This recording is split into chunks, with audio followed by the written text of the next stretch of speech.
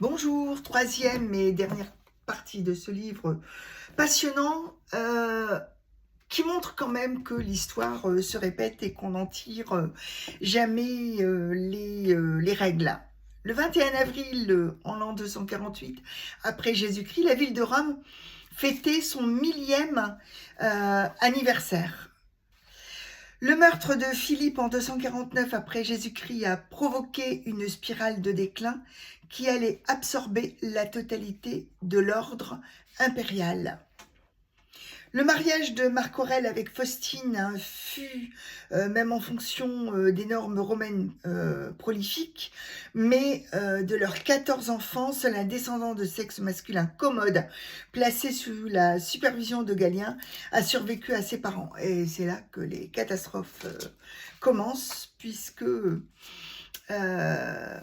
Commode n'a pas du tout été un piètre empereur. La veille du Nouvel An, en 193 après Jésus-Christ, Commode fut étranglé dans le palais, et donc fin de la dynastie de Marc Aurèle.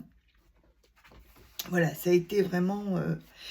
Dioclétien avait mis fin, qui prétendait que l'empereur était un citoyen comme les autres. C'est lui qui a inventé pour la nouvelle figure de l'empereur distance et majesté, moyennant quoi, ou en compensation, l'habileté politique est devenue avant tout une affaire de protocole et de cérémonial.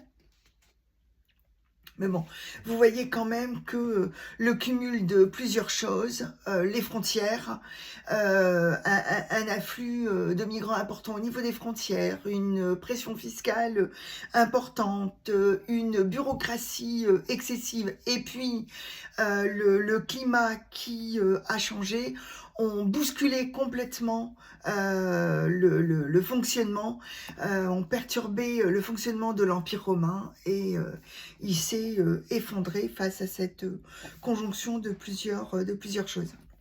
Voilà pour ce résumé, j'espère que ce livre vous a intéressé, et donc maintenant, à vous de le lire. À bientôt.